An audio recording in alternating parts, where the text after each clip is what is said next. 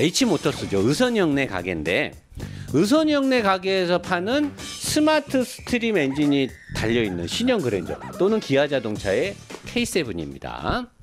자, 오늘자 뉴스 세 곳에서 뉴스가 기재가 됐고요.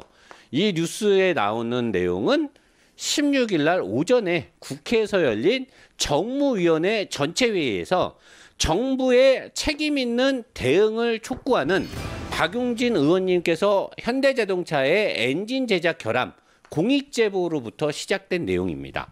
그래서 박용진 의원님께서 정무위원회 전체회의에서 어떤 거를 주장을 하셨냐면, 자, 현대자동차 스마트 스트림의 엔진 결함 확인. 정부가 할 일을 민간인이 하고 있다. 정부가 원인을 파악하고 조치 시행해야 하는데 그런 것들을 하고 있지 않으니까, 그러니까 차라리 국무조정실에 자동차 결함 범정부 TF를 설치를 빨리 하자. 우리가 범정부 TF를 설치를 해서 국가에서 이 문제를 다뤄야 된다라고 지금 의원님께서 주장을 하신 것 같아요. 박 의원님의 제보 내용은 더 뉴 그랜저와 K7 모델에 사용되는 스마트 스트림 엔진 결함이 단순 불량이 아니라 현대자동차가 주장하고 싶었던 내용으로 저는 기억을 합니다. 불량이다. 이거는 이 엔진의 불량이다. 이런 말들이 많이 나왔었죠.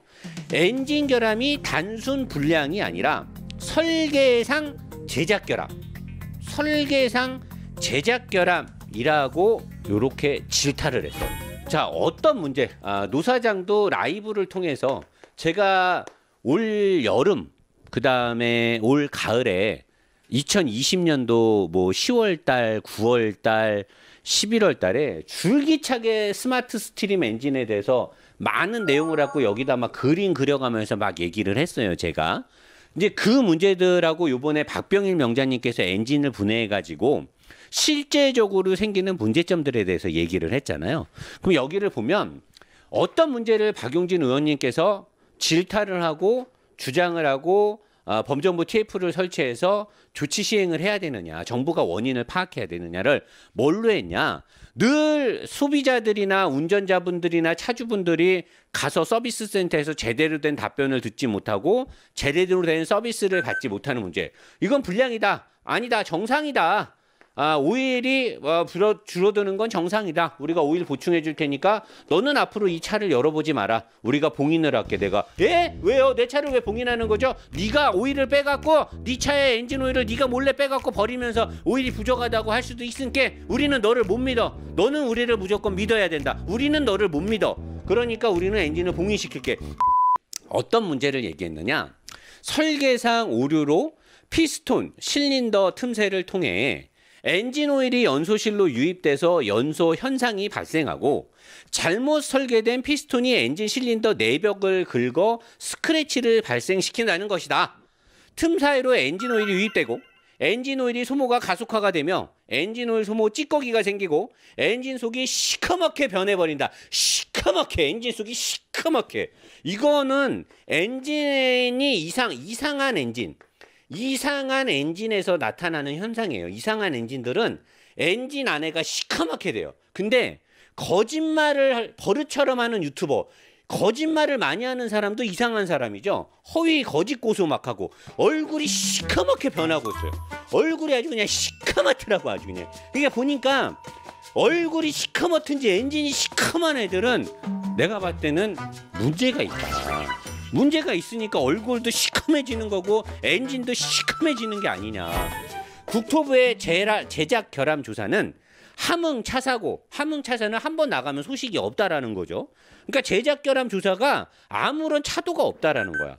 정부는 거북이 걸음을 가고 있다며 TF를 설치해서 정부가 선제적으로 나서 대책을 세워야만 국민의 안전과 생명을 지킬 수 있다라고 박용진 의원님께서 아주 멋있게 얘기를 했죠. 자, 그러면 제가 그때 얘기했던 저 엔진의 문제점, 도대체 어떤 것들의 문제점에 있었고 여러분들이 알기 쉽게 하려면 제가 보는 거랑 박병일 명장님이 분석해서 알려주신 거랑 거의 내용이 흡사한데 저랑 조금 다른 부분이 있죠. 근데 거의 아마 박병일 명장님께 대부분 맞을 거예요. 근데 저는 의심하고 있는 부분이 있어요. 이 스마트 스트림 엔진이나 셀타2 엔진에 대해서 뭐 실린더 안에서 이렇게 피스톤들이 이렇게 왔다 갔다 한다고 쳐봐요. 그림을 너무 막 그렸네. 자, 그러면 1번, 2번, 3번, 4번 실린더, 이게 엔진 블럭이에요. 엔진 블럭이 이렇게 있으면 이 안에 이제 피스톤이 왔다 갔다 할 수 있는 실린더가 있죠, 안에. 그럼 여기 이렇게 피스톤이 있는데, 박병일 명장님께서는 요 피스톤에 있는 링들이 있어요. 압축 링과 오일 링들이 이렇게 들어가는데, 이 링이 잘못돼서 냉간시와 열이 받았을 때 링이 팽창을 하고 수축을 하는 이 틈, 간극이 있단 말이에요.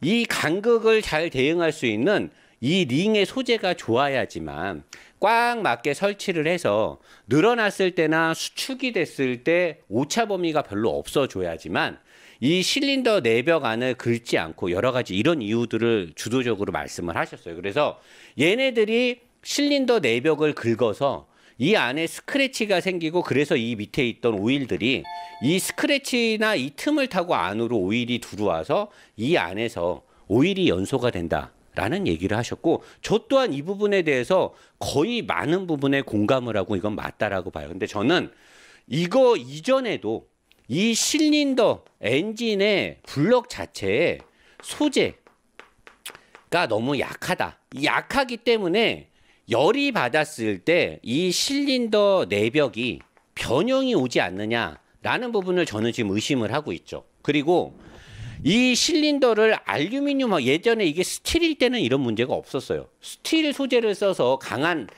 엔진 블럭일 때 문제가 없었는데, 알루미늄 블럭을 쓰면서부터 알루미늄이 가볍고 더 비싸단 말이에요.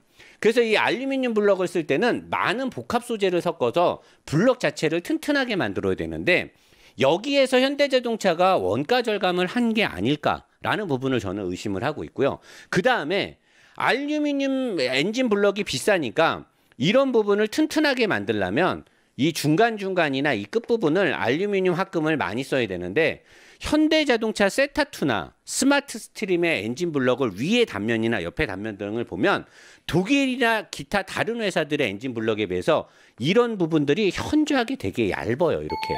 다른 회사들은 이 두께가 한참 두꺼운데 현대자동차는 이 실린더와 실린더 사이의 벽들이 너무나 이렇게 얇게 돼 있어요. 여기에 있는 링 자체의 문제에서도 스크래치를 만들지만 엔진 블럭의 설계 자체도 노사장은 지금 의심을 하고 있는 거예요.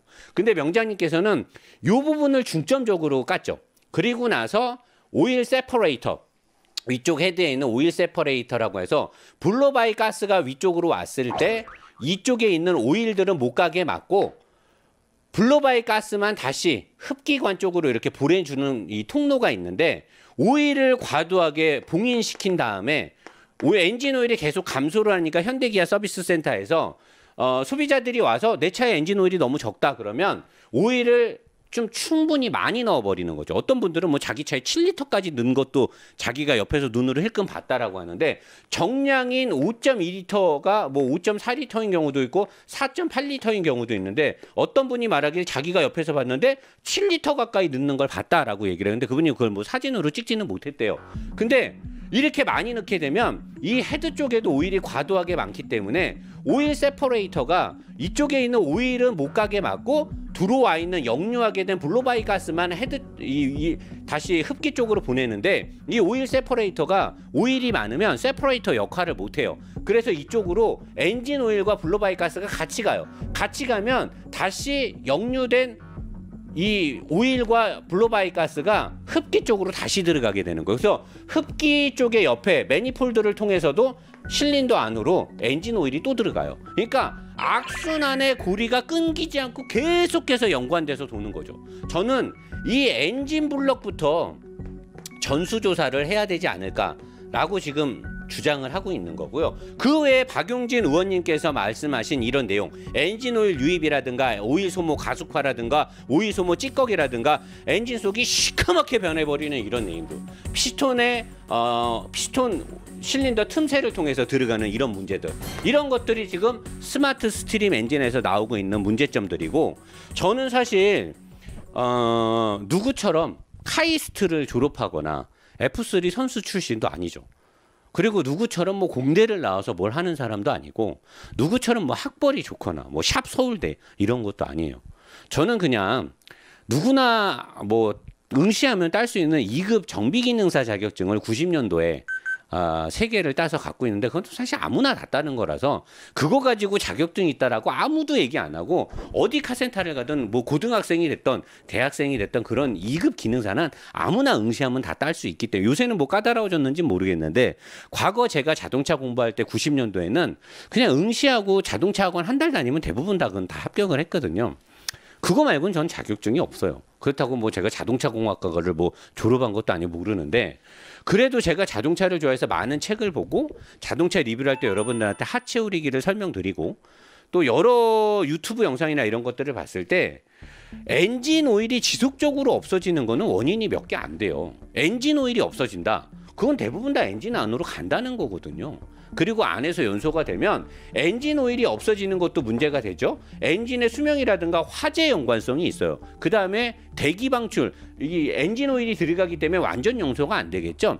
대기 오염의 주범입니다. 여러 가지 환경 오염과 내구성과 화재 위험이 복합적인 문제점을 갖고 있는데 이런 것들을 모르쇠로 자동차를 리뷰하는 많은 유튜버들, 리뷰어들이 이런 문제점들을 시청자들한테 알려주지 않고 있고 적극적으로 이거 모를 리가 없어요. 나 같은 이렇게 뭐 대학교도 안 나오고 뭐 카이스트도 안 나오고 무슨 공학을 전공하지 않은 나 같은 일개 유튜버도 이런 내용을 알 수밖에 없는데 그렇게 잘나시고 기자 출신의 뭐에 저널리스트의 뭐에 그렇게 알만한 사람들이 왜 이런 내용을 시청자들한테 알려주지 않고 있으며 환경오염과 함께 내가 4천만 원, 5천만 원 주고 산 나의 큰 재산, 집담으로 비싼 물건이 지금 데미지가 오고 있고 화재 위험까지 있는데 왜 국토부가 이 문제를 이렇게 안일하게 대하고 있는지 그리고 현대기아자동차에서는 언제까지 소비자한테 정상이다, 단순 불량이다 이런 식으로 대한민국 국민과 지금까지 지네 회사를 이렇게 크게끔 해줬고 내가 늘 말했잖아요. 현대기아자동차가 1년에 총 생산량이 몇 대며 그중에서 미국에서 몇 대를 팔고 우리나라에서 몇 대를 파는지 미국에서 팔리는 평균 차량값과 우리나라에서 파는 평균 차량값과 옵션 적용률을 보면 도대체 어느 나라에서 가장 많은 돈을 벌고 있냐 이거죠. 현대기아자동차를 먹여 살린 건 우리나라예요. 우리나라 국민들이 현대기아자동차가 이만큼 올라오게끔 해줬고 근데 어떻게 우리나라 국민들한테 이렇게 뒤통수를 냅다 후려갈길 수가 있냐 이거죠. 나는 현대자동차는 이렇게 뭐 잘못 만드는 것도 문제지만 나는 현대자동차의 가장 큰 병폐는 인터넷 대응팀이라고 생각합니다. 커뮤니티 팀. 그리고 그들이 나를 제지하지 못한 거를 아마 두고두고 후회하게 될 겁니다. 그리고 모트라인 윤석노 씨 진실이 밝혀진 마당에도 끝까지 거짓말을 하고 있는데 내가 당신의 민낯은 꼭 대한민국의 전 국민이 볼 수 있게 해줄게요. 기대하세요.